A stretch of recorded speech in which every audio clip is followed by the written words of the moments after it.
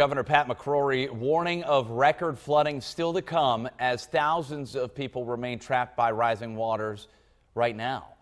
Eastern North Carolina has been hit severely hard by torrential rain and storm surge from Hurricane Matthew, which is causing rivers and creeks to flood. We have not hit the most serious point of this flood in North Carolina as of yet.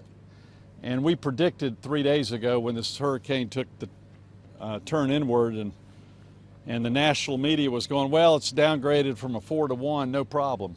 No, that one, rain kills. McCrory encouraged people to leave their homes and communities early if they see water coming.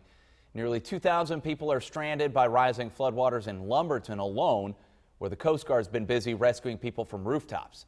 Farmers are also at risk of losing their entire crop. There are